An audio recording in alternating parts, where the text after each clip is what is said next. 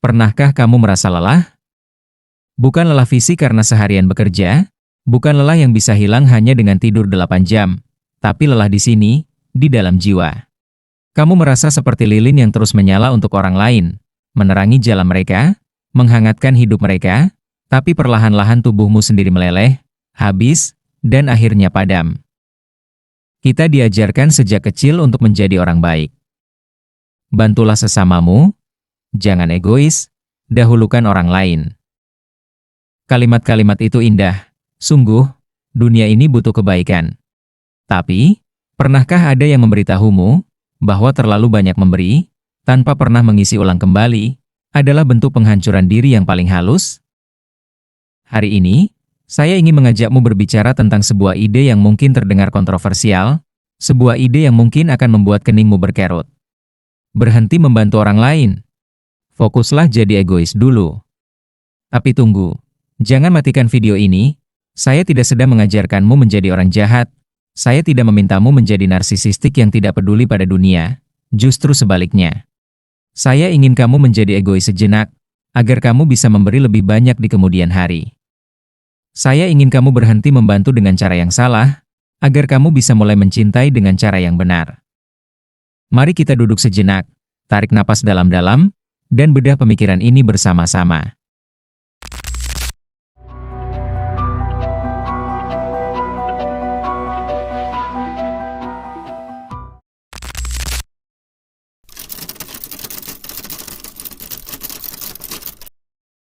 Mari kita mulai dengan sebuah kejujuran brutal. Banyak dari kita yang membantu orang lain bukan murni karena ingin memberi, tapi karena kita takut. Kita takut dibilang tidak asik, kita takut ditolak, atau kita takut jika kita berkata tidak, orang-orang akan meninggalkan kita. Ini adalah sindrom people pleaser, kita menggantungkan harga diri kita pada seberapa berguna kita bagi orang lain. Bayangkan skenario ini, temanmu meminjam uang, padahal tabunganmu sendiri sedang menipis untuk bayar cicilan. Tapi kamu berikan juga, karena kasihan. Atasanmu memberikan pekerjaan tambahan di luar jam kerja, padahal badanmu sudah demam. Tapi kamu kerjakan juga, karena takut dinilai buruk. Pasanganmu menuntut waktumu 24 jam, padahal kamu butuh waktu untuk sendirian. Tapi kamu turuti juga, karena takut dia marah. Apa yang terjadi setelahnya? Kamu tersenyum di depan mereka, tapi di dalam hati, tumbuh benih kebencian. Kamu mulai merasa dimanfaatkan, dan kamu mulai menyalahkan mereka. Kamu mulai berpikir, kenapa mereka tidak mengerti keadaanku? Padahal, kuncinya ada di kamu. Kamu yang membiarkan pintu itu terbuka tanpa penjaga. Saat kamu terus-menerus memberikan potongan dirimu kepada orang lain, lama-kelamaan kamu akan kehilangan bentuk aslimu. Kamu menjadi kolase dari ekspektasi orang lain, dan percayalah, tidak ada yang lebih menyedihkan daripada hidup sebagai peran figuran di dalam ceritamu sendiri. Berhenti membantu orang lain jika itu membuatmu hancur. Itu bukan kemuliaan, itu adalah pengabaian diri.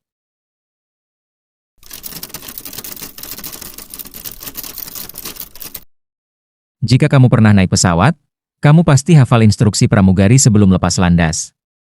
Jika tekanan udara berkurang, masker oksigen akan jatuh. Pasanglah masker Anda sendiri terlebih dahulu sebelum membantu anak-anak atau orang lain di sebelah Anda. Pikirkan kalimat itu. Kenapa?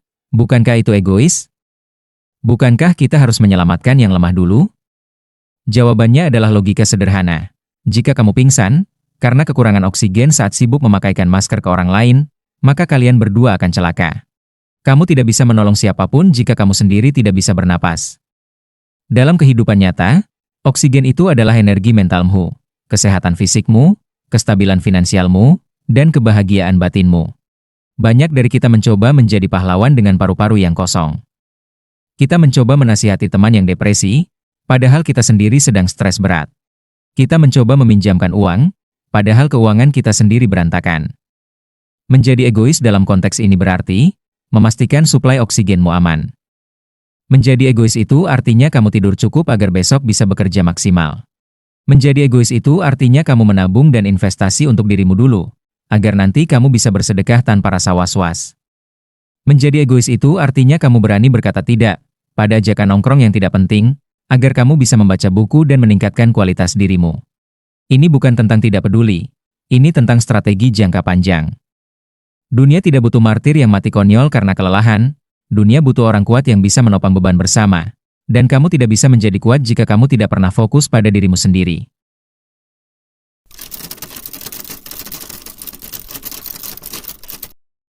Saya tahu, kata egois memiliki reputasi yang buruk. Mari kita bersihkan debu dari kata ini.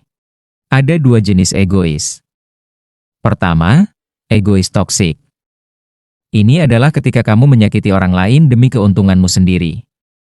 Kamu memanipulasi, mencuri, atau menginjak orang lain agar kamu naik ke atas.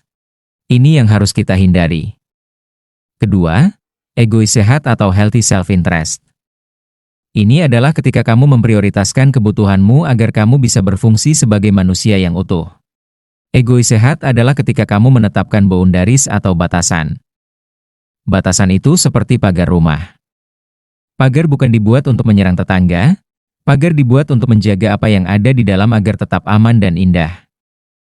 Ketika kamu berkata, "Maaf, saya tidak bisa bantu kamu pindahan rumah hari Minggu ini, karena itu adalah satu-satunya hari libur saya untuk istirahat." Itu bukan jahat, itu egois sehat. Ketika kamu melakukan itu, mungkin temanmu akan kecewa sesaat, tapi coba lihat sisi lainnya.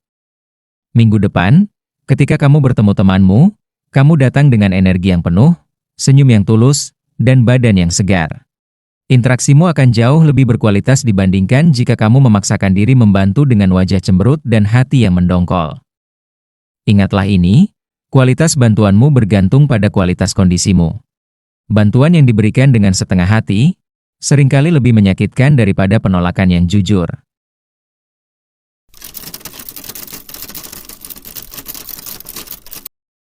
Lalu, bagaimana kita memulainya? Bagaimana cara mengubah kebiasaan yes man menjadi seseorang yang memiliki prinsip diri yang kuat? Langkah pertama adalah, kenali kapasitas bateraimu. Sadarilah bahwa energimu terbatas. Kamu bukan Tuhan, kamu manusia biasa, dengan 24 jam sehari dan kapasitas emosi yang terbatas. Setiap pagi, tanyakan pada dirimu, berapa persen bateraiku hari ini? Jika bateraimu hanya 20%, jangan ambil beban yang membutuhkan 80% energi. Gunakan mode hemat daya. Langkah kedua, latihan berkata tidak. Ini adalah otot yang harus dilatih. Mulailah dari hal kecil. Tolak tawaran sales dengan tegas tapi sopan, atau tolak ajakan makan siang jika kamu ingin bawa bekal sendiri. Rasakan ketidaknyamanan itu, awalnya kamu akan merasa bersalah, jantungmu mungkin berdebar. Tapi sadarilah, dunia tidak kiamat, hanya karena kamu berkata tidak. Lama-kelamaan, kamu akan menyadari bahwa orang-orang yang tulus akan menghargai batasanmu. Dan orang-orang yang marah ketika kamu berkata tidak, adalah orang-orang yang selama ini hanya memanfaatkanmu.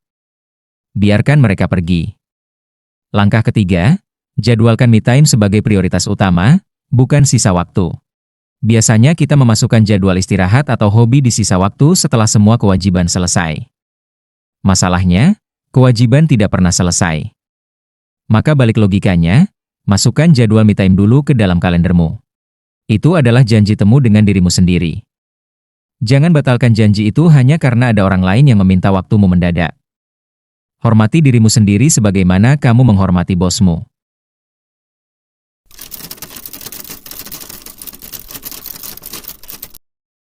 Sekarang, mari kita lihat visi masa depan. Apa yang terjadi jika kamu benar-benar melakukan ini? Apa yang terjadi jika kamu fokus memperbaiki dirimu dulu? Bayangkan kamu fokus pada kesehatanmu. Kamu jadi jarang sakit, umurmu panjang, dan kamu bisa menemani anak cucumu tumbuh dewasa dengan fisik yang kuat. Itu hadiah terbaik untuk keluargamu. Bayangkan kamu fokus pada karir dan finansialmu. Kamu menjadi sukses, berlimpah harta. Dengan kelimpahan itu, kamu bisa membangun sekolah, menyumbang panti asuhan, atau membantu ribuan orang, bukan hanya satu atau dua teman yang meminjam uang receh. Bayangkan kamu fokus pada kesehatan mentalmu. Kamu menjadi pribadi yang tenang, bijaksana, dan tidak mudah marah. Kehadiranmu saja sudah menjadi obat penenang bagi orang-orang di sekitarmu yang sedang panik. Inilah paradoks indahnya. Dengan menjadi egois untuk bertumbuh, kamu sedang mempersiapkan dirimu untuk menjadi pahlawan yang sebenarnya. Pohon yang ingin meneduhkan banyak orang harus fokus menancapkan akarnya sendiri ke dalam tanah yang gelap, mencari air untuk dirinya sendiri dulu, memperkuat batangnya sendiri dulu. Baru setelah ia besar dan kuat, ia bisa memberikan buah dan keteduhan bagi siapa saja yang datang bernaung. Jika pohon itu sibuk membagikan akarnya sebelum ia kuat, ia akan tumbang tertiup angin. Jadi, jangan merasa bersalah jika saat ini kamu sedang menghilang dari pergaulan untuk menata hidup. Jangan merasa berdosa jika kamu sedang menutup pintu kamarmu untuk menyembuhkan luka batinmu. Jangan merasa jahat jika kamu memilih menabung uangmu untuk mimpi besarmu, daripada mentraktir teman-temanmu setiap minggu. Itu adalah investasi. Investasi yang suatu hari nanti akan membayarmu kembali dengan kemampuan untuk membantu orang lain dalam skala yang jauh lebih besar, dan dengan hati yang jauh lebih tulus.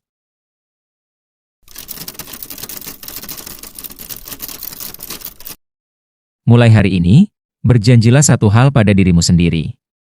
Cintailah orang lain, bantulah orang lain, berbuat baiklah pada dunia. Tapi, jangan pernah sedetik pun melupakan orang yang kamu lihat di cermin setiap pagi. Dia butuh kamu, dia butuh perhatianmu, dia butuh kasih sayangmu lebih dari siapapun di dunia ini. Karena dialah satu-satunya orang yang akan menemanimu dari napas pertamamu hingga napas terakhirmu. Jadilah egois, supaya kamu bisa menjadi dermawan yang sejati. Isi gelasmu sampai penuh, sampai meluber, dan biarkan orang lain menikmati luberan air kebahagiaanmu itu, tanpa mengurangi isi gelasmu sendiri. Terima kasih, sudah meluangkan waktu berhargamu untuk mendengarkan refleksi ini. Saya tahu, waktu adalah aset yang tak ternilai, dan saya sangat menghargai kamu menghabiskannya di sini. Jika pesan ini menyentuh ruang kecil di hatimu, atau jika kamu merasa ada seseorang di luar sana, mungkin sahabatmu, pasanganmu, atau saudaramu, yang perlu mendengar bahwa tidak apa-apa untuk memikirkan diri sendiri. Mungkin kamu bisa membagikan video ini kepada mereka. Siapa tahu, ini bisa menjadi napas lega yang mereka cari selama ini. Dan jika kamu ingin kita terus belajar, bertumbuh, dan berjalan beriringan menjadi versi terbaik dari diri kita, pintu rumah ini selalu terbuka untukmu. Silakan tekan tombol subscribe dan nyalakan loncengnya, agar kita bisa bertemu lagi di diskusi-diskusi kehidupan selanjutnya. Jaga dirimu baik-baik, dan ingat, fokuslah pada dirimu, karena kamu berharga.